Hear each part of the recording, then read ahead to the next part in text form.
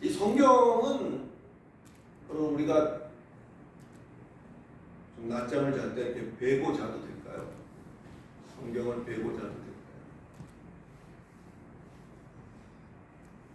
라면 끓여 먹을 때 이 냄비로 아침을 갑자기 찾는데 없어서 성경 매달 이렇게 올려놓고 그래도 될까요?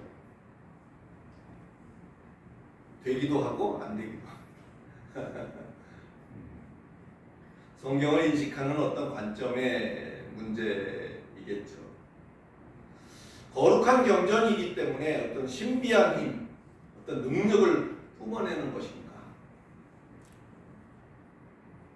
각기 종교마다 그 경전을 중하게 여기는 이유는 경전 속에 그들 가르침의 기본적인 근거들이 거기에 담겨 있는 책이기 때문에 그렇게 중히 여기는 것이다. 그렇게 말을 할 수가 있겠죠. 우리가 성경을 특히 귀히 여기는 것은 그것을 통해서 하나님의 거룩하심과 하나님의 의로우심과 하나님의 사랑하심을 우리가 알게 되고 또 하나님을 만나게 되고 어떤 그런 길이 그 안에 있기 때문이죠.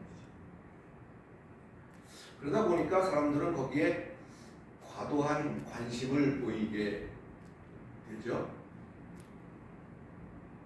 성경을 읽고 그 내용을 고민하고 그 고민 끝에 그것을 이제 삶에 접목해서 실천하려는 그런 복잡하고 어려운 과정은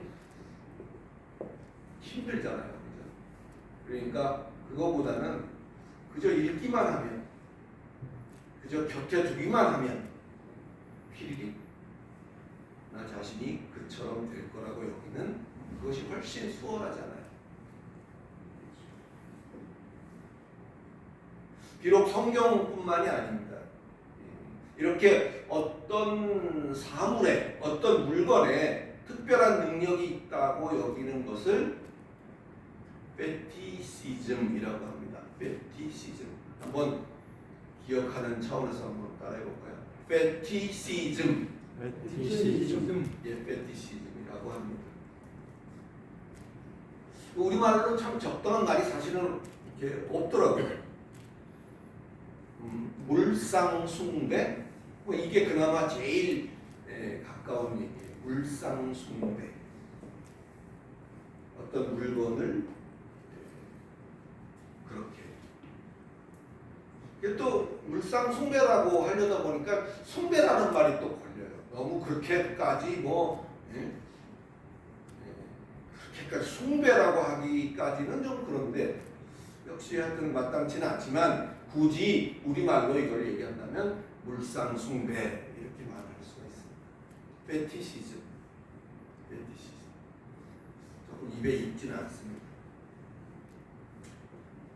이 페티시즘이라는 말은 페티시라는 영어로는 페티시라고 해요.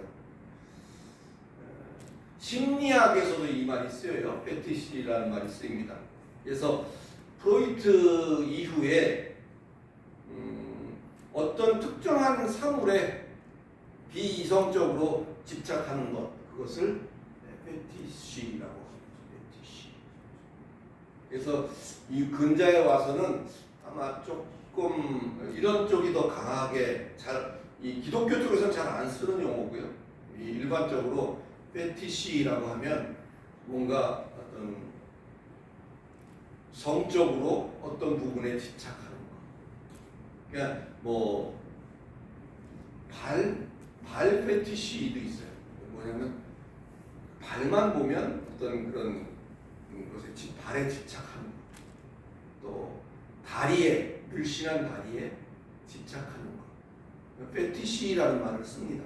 그래서 오히려 요즘 젊은 사람들 쪽에서는 그런 쪽으로 이 페티시라는 말이 더 익숙할 수 있어요. 그러나 이것은 꼭 어떤 그런 부분에만 사용되는 말이 아니고, 신학적으로는 이 페티시라는 말이 하나님 대신 피조물에 어떤 능력을 부여하는 어떤 그런 의미를 찾는 그런 일련의 행위를 페티시라고 하고, 그러한 주의를 페티시즘 이렇게 말합니다. 이런 현상은 어제 오늘 일이 아니에요. 갑자기 생긴 일이 아니고 굉장히 연조, 아마 하나님을 알게 된 이후부터 그 정도로 오랫동안 생긴 일이에요. 이 물상 숭배 뭐 이런 개념, 어떤 물건에 특별한 능력을 부여하고 싶은 그런 심리적인 그런 부분. 그리고 그 대상이 되는 물건도 굉장히 다양하게, 게다가 이런 일이 성경의 기록 속에도 나타나 있다는 것이 놀랍습니다. 열왕기하 18장으로 한번 가보겠습니다. 열왕기하 18장, 구약의 열왕기하.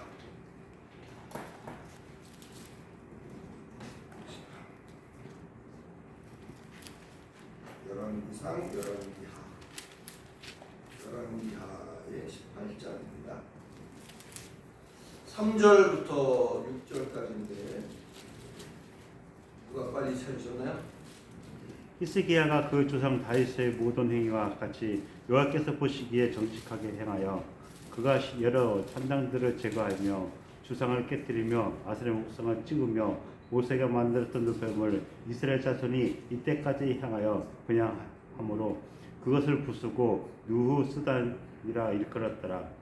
히스기야가 이스라엘 하나님 여호와를 의지하였는데 그의 전후 유다 여러 왕 중에 그러한 자가 없었으니 6절까지. 곧 그가 여호와께 연합하여 그에게 떠나지 아니하고 여호와께서 모세에게 명령하신 계명을 지켰더라. 네. 이 내용을 잘 보시면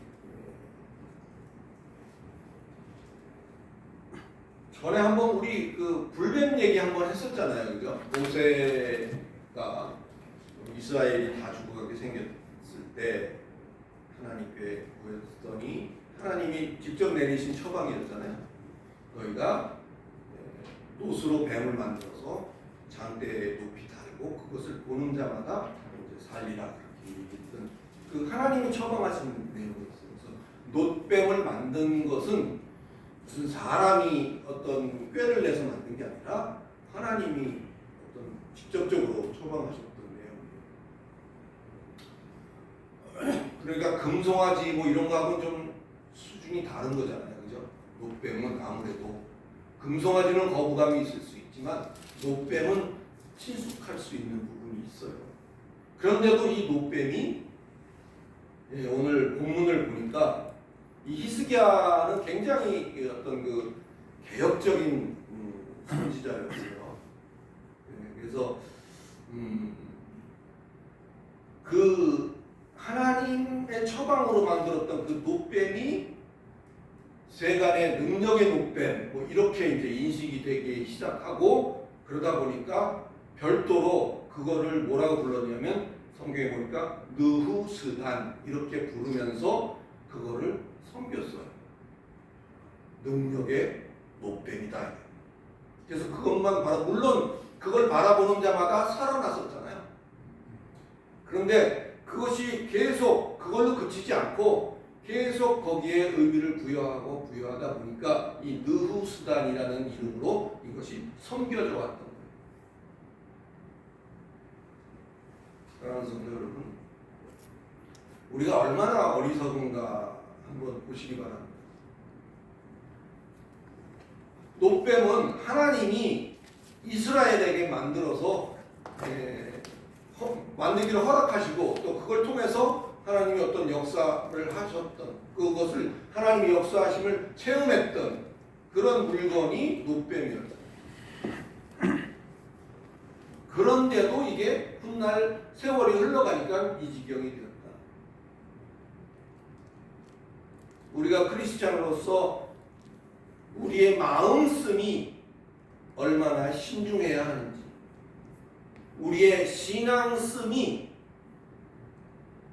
넘치지도 모자라지도 않도록 하는 것이 얼마나 어려운 건지 이런 것들을 통해서 우리가 잘 인식해서 우리의 기도 역시 점차 이런 것들로 이제 점점 좀 채워져 가기를 간절히 소원합니다. 노뱀이 함자가 이렇게 되었는데 사무엘상에도 그런 내용들이 나옵니다. 아침에 목사님이 말씀하셨던 사무엘상 4장에도 그런 얘기들이 나오는데요. 여기는 어떤 페티시즘이 나올까요? 사무엘상에 보면 하나님이 어린 사무엘을 부르시죠. 하나님이 사무엘을 부르신 이유는 블레셋이라는 이방 손에 이스라엘을 붙이시겠다는 의도로 부르신 거예요. 그리고 그것을 가서 사무엘에게 증거하고 전하라고 사무엘을 부르신 거예요. 그래서 타락한 이스라엘, 그때 당시에는 엘리라는 대제사장이 중심이 되었던 이스라엘이죠. 엘리 대제사장과 그 시대를 향한 하나님의 계획을 시행하기 위해서 사무엘을 하나님께서 불렀던 거죠. 블레셋의 손을 이제 빌리시고. 근데 이제 그러다 보니까 블레셋하고 이스라엘하고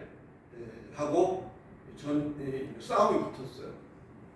근데 하나님이 블레셋의 손에 붙였으니까 결과가 어떻겠어요? 당연히 블레셋이 이겼죠. 이스라엘이 패배를 합니다.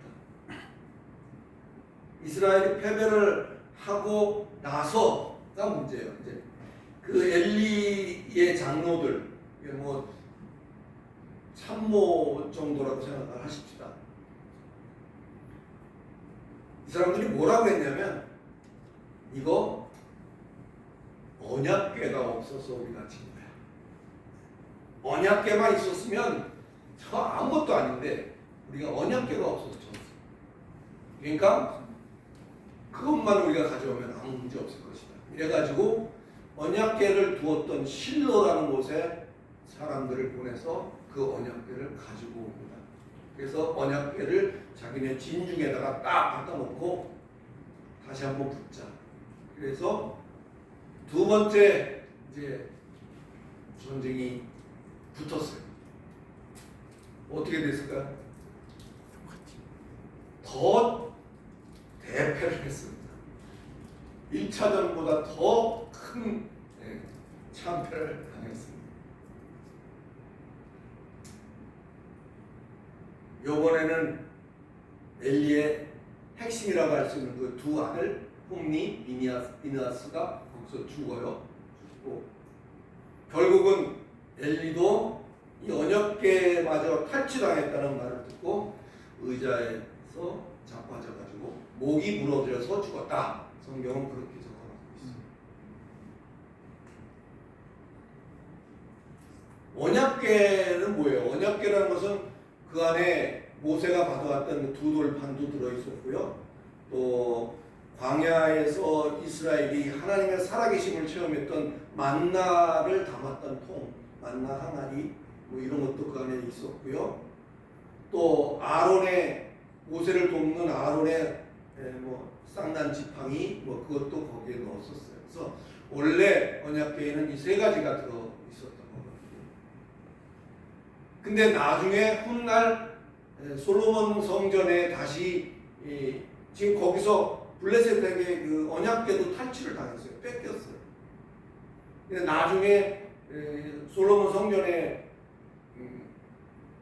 그 반환되어져서 있게 된 언약궤 속에는 두 돌판밖에 없어요. 나머지는 그 과정에서 아마 소실되거나 분실됐다 이렇게 볼 수밖에 없습니다. 뭐 중요한 얘기는 그 언약궤 자체가 그 이스라엘 엘리의 제사장과 그 수하들은 어떻게 생각을 했다고요? 언약궤가 능력이 있다고 생각합니다. 우리가 이건 잘 좀 생각해 봐야 됩니다. 언약궤가 능력이 있어서 전쟁에 이기고 전쟁에 지고 그러는 것인가?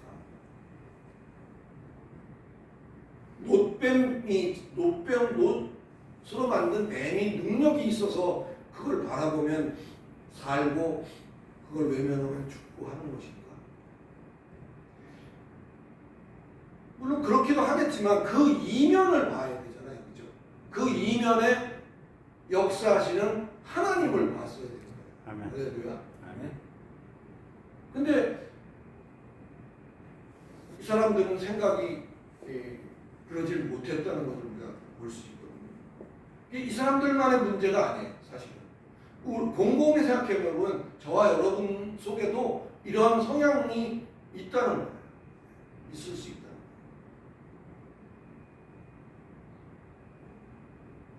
이런 비슷한 양상은 동서양을 막론하고 있었어요. 또 우리 가운데 이것이 은연중에 이렇게 깊숙이, 꽤 깊숙이 들어와 있는 거예요.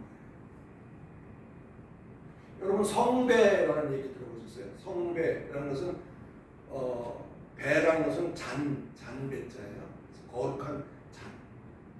예수께서 마지막 만찬에서 드셨던 포도주를 담았던 잔, 성배.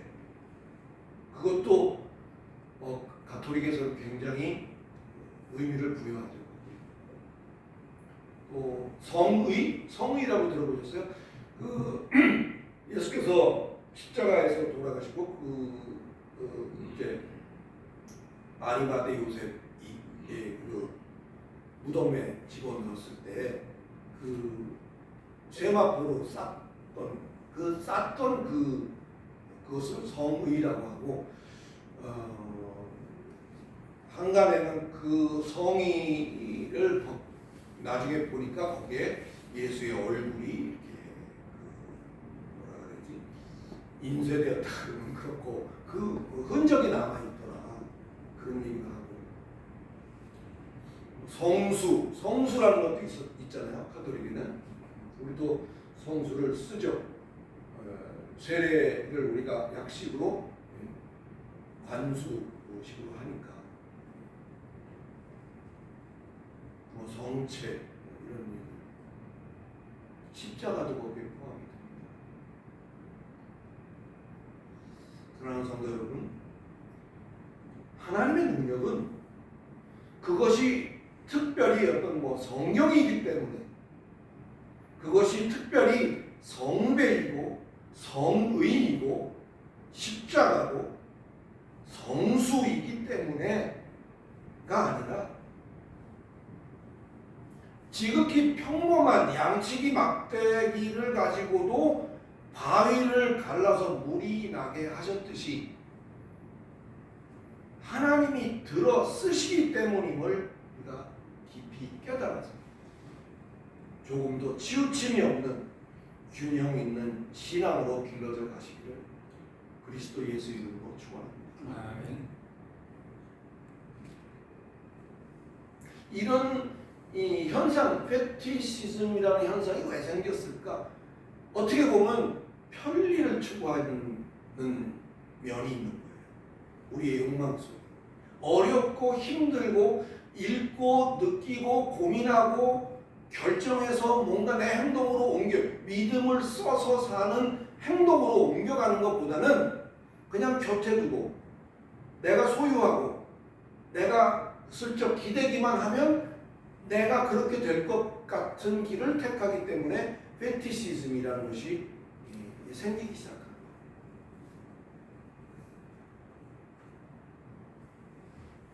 언젠가 한번 찾아본 적이 있는 것 같기도 한데 한 걸음 더 들어가 보면 경전은 그런 중요한 경전은 우리에게 성경은 우리에게 어떤 의미가 되는 걸까? 어떻게 쓰이고 있을까? 소위 하나님의 말씀이다라고 해서 모든 가르침이 이 성경을 통해서 성경을 기반으로 이루어지고 있는 건 맞잖아요. 계시록 1장 3절을 한번 좀 보겠습니다. 계시록 1장 3절. 오늘은 졸릴 시간이 없죠? 왔다 갔다 하니까. 예시록 1장 이거 언제 한번 보긴 한 것 같아요.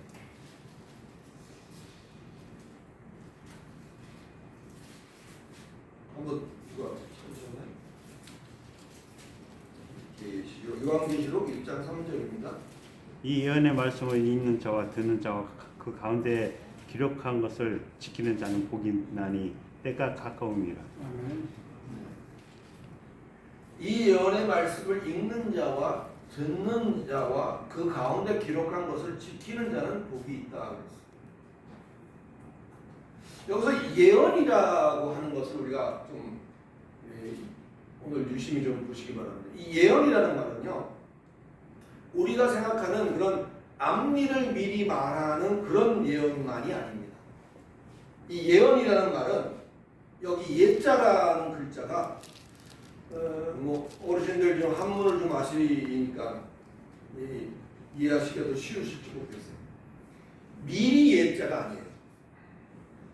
미리 예자가 아니라 맡길 예자입니다.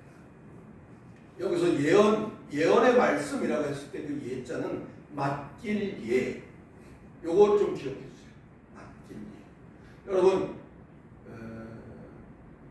보통 예금 이렇게 말할 때 그 예금 있잖아요. 그 예금 할 때 예자가 맡길 예예요.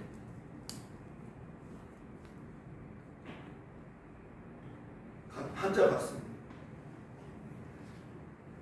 하나님이 하시려는 그 일을, 하나님이 하시려는 그 말씀을 특정한 사람에게 맡기셔서 특정한 사람에게 알게 하셔서 그것을 기록하게 하신 것, 그게 바로 성경이에요.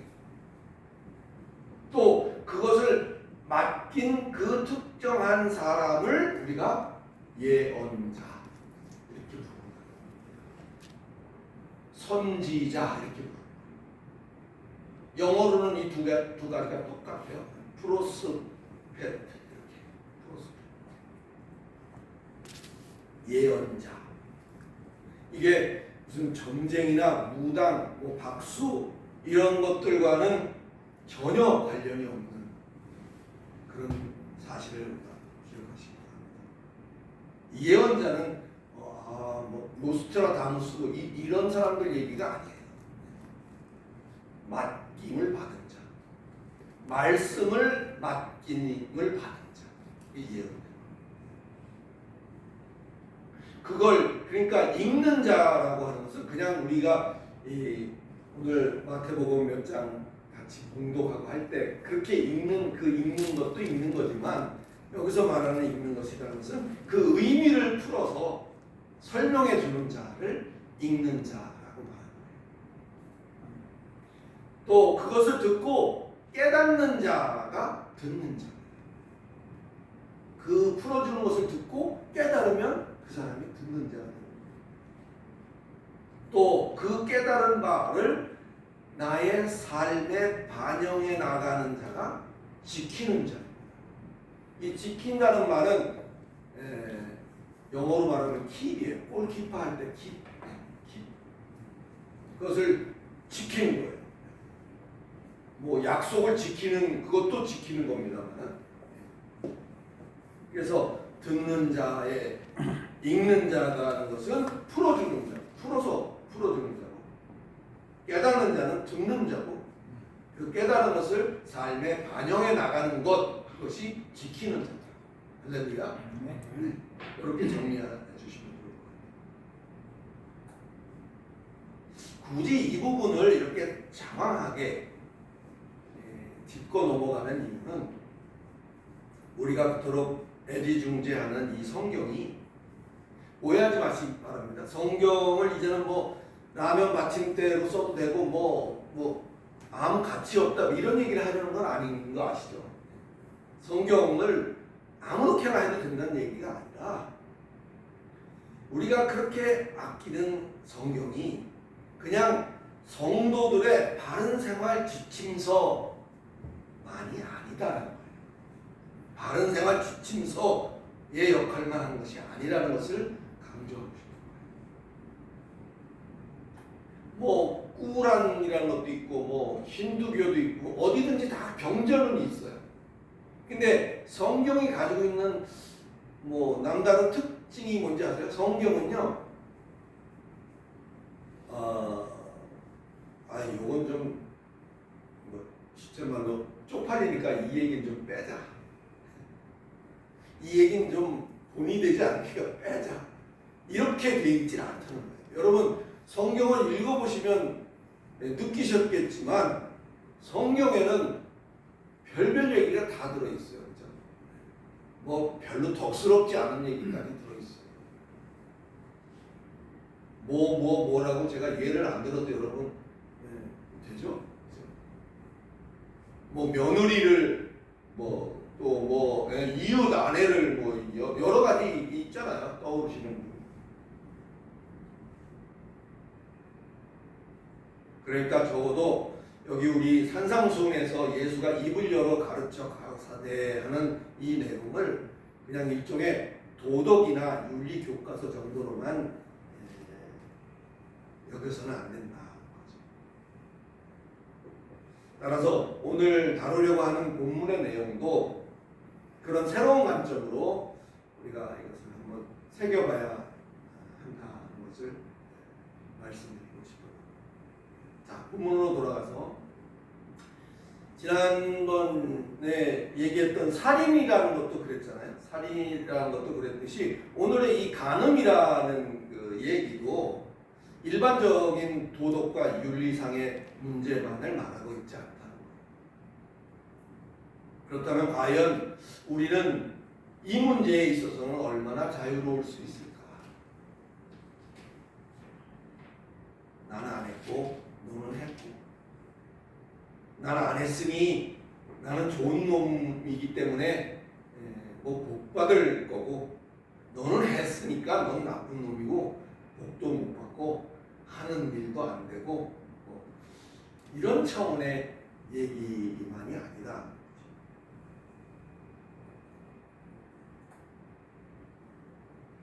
우리가 간음이냐 아니냐를 따질 때 기준이 뭐일까요? 뭐 과히 이렇게 은혜가 되지 않는 주제이기도 하지만 간음이냐 아니냐를 따질 때 그 기준은 소위 말해서 임자 있는 몸이냐 아니냐예요. 임자 없는 상태에서의 일은 간음이라 하지 않습니다. 신앙의 간음도 이와 같습니다. 하나님을 섬긴다고 하면서 예수 믿는다고 하면서 다른 것을 추구하는 것이 있다면 그게 바로 간. 할렐루야.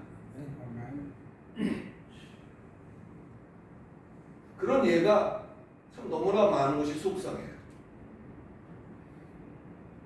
여러분 우리가 농담으로라도 하지 말아야 할 것이 하나 있다면 그 중에 하나를 꼽으라면 이런 거 들어보셨죠? 부처님, 알라님, 하나님 제발 도와주세요. 이런 얘기. 농담처럼 우스개처럼 우리가 하는 뭐 영화에서도 이런 대사도 나오기도 하고 그래요. 이게 왜 그렇게 심각한 것인지 감 잡으셨나요?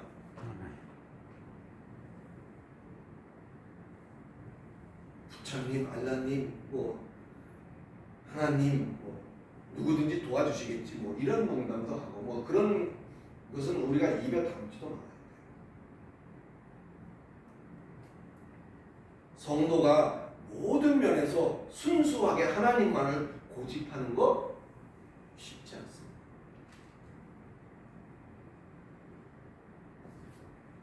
우리가 생각하는 간음은 무엇일까요? 28절을 보면 성경은 그렇게 말해요. 여자를 보고 음욕을 품은 것 자체가 간음이다. 그렇게 말하고 있습니다. 이 기준으로 보자면 해당되지 않을 사람이 몇이나 되겠습니까? 좀 억울해요. 저는. 왜 여자를 보고 음욕을 품는 얘기만 하죠? 네? 그 반대의 경우는 왜 성경에 안 써놨어요? 남자를 보고 음욕을 품네 뭐 어쩌고 하는 얘기는 여기 없잖아요. 이런 것만 봐도 이것이 도덕적인 생활만을 얘기하자는 게 아니라는 것을 우리가 눈치를 채야 돼요.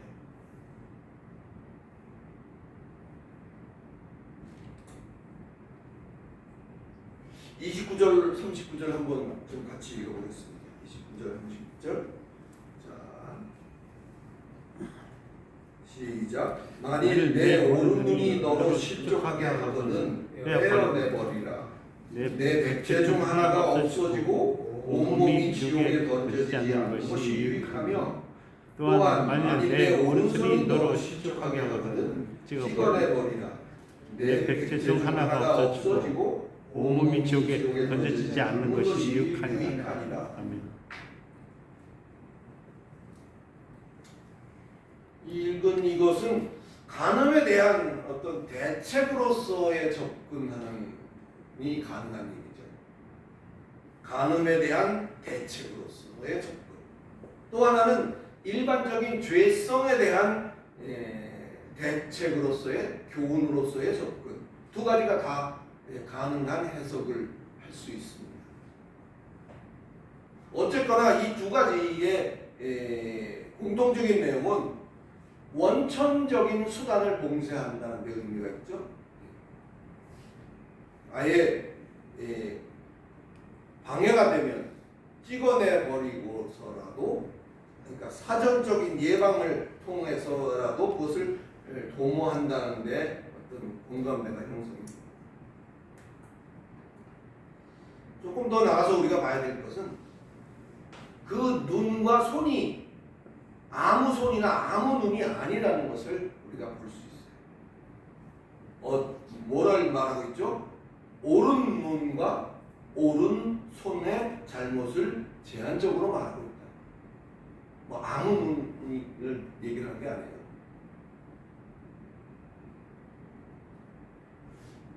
영어로 옳다라는 말을 right 이렇게 말합니다. right. 물론 왼쪽 오른쪽 방향을 얘기하는 right도 있어요. 오른쪽은 right, 왼쪽은 left. 그래서 어린 양의 심판할 때 뭐 오른쪽에는 양, 뭐 왼쪽에는 뭐 염소, 뭐 이런 얘기도 오른쪽 왼쪽 이렇게 얘기하기도 합니다.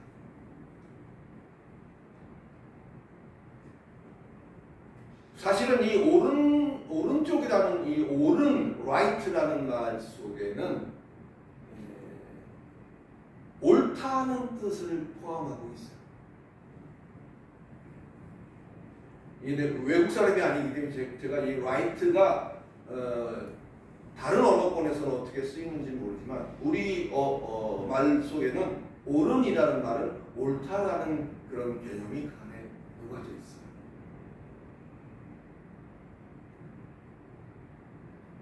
옳다고 여기고 보고 행하는 것이 만일 옳지 않은 것이 되고 만다면 정말 심각한 문제입니다. 옳다고 나는 생각을 하고 행하는데 사실을 알고 보니까 그게 아니더라.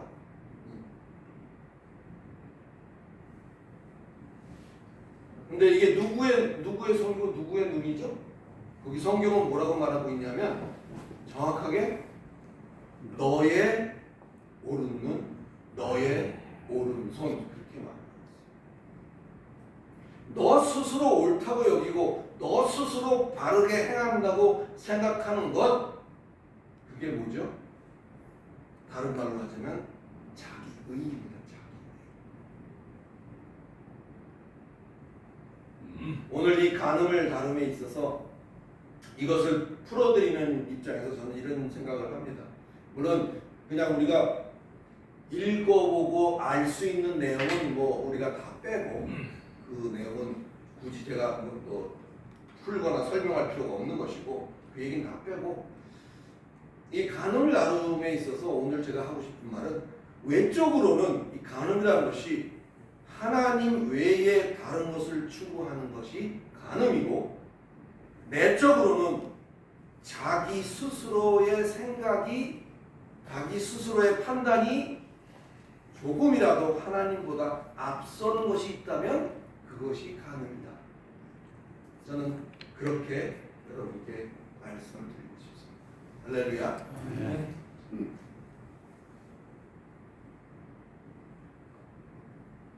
부디 이 내용들을 잘 깨달아서 우리가 입에 담기도 껄끄러운 주제이긴 하지만 예수께서 저들에게 말씀하셨던 내용을 토대로 오늘 제가 덧붙여 설명드린 그 내용을 합쳐서 우리가 잘 깨달아지시길 바라고, 잘 깨달으셔서 늘 우리가 살아가는 범사 속에서, 일상 속에서 때묻지 않은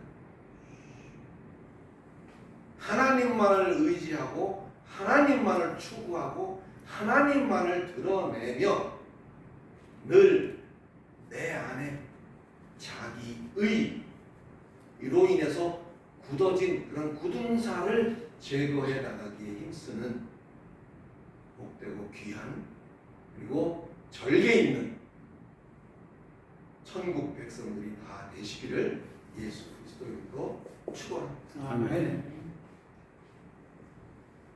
여기까지 했는데도 시간이 많이 됐습니다. 뭐 뒷부분은 다음에 하죠. 뭐 산책이라는 게 좋은 게 뭐예요? 그죠? 오늘 뭐 다 할 필요가 없잖아요. 오늘 여기까지 하죠. 대신 오늘 드린 말씀 중에서 꼭 기억해 주셔야 될 것 좀 마음에 담아두시고 다음번에 할 때는 그 뒷부분 할 거니까 한 번 또 읽어오시고 그렇게 하시면 좋을 것 같아요. 기도하겠습니다. 거룩하신 하나님, 은혜를 감사합니다. 남사스럽고 입에 떠올리기도 싫은 그런 주제이지만 어쩌면 겉으로는 우리가 애헴하고 아닌 것처럼 앉아 있을 수 있으나 우리의 속을 들여다볼 때 뭐 그와 같은 것과는 나는 전혀 관계가 없다고 할 수만은 없는 이 사실이 그 안에 있었음을 깨닫고 하나님 앞에 고백하며 회개합니다. 하나님, 우리가 하나님을 섬기고 하나님을 안다고 하면서 우리의 생각들은 마치 맛있는 것을 한 입 가득 물고도 엿문지를 하면서 더 좋은 것은 없나 쳐다보는 그러한 양상은 아니었는지 한번 우리를 돌아보게 하시고 그런 것들이 조금이라도 남아있다면 이제는 고민하고 이제는 결심하고 이제는 그것을 내 삶에 적용하려고 애쓰는 그러한 수고를 아끼지 않음으로써 그런 자리에 이제는 점점 발을 빼갈 수 있는 복된 성도들이 다 될 수 있도록 하나님 도와주시옵소서. 예수 그리스도 이름으로 간절히 기도드리옵나이다. 아멘.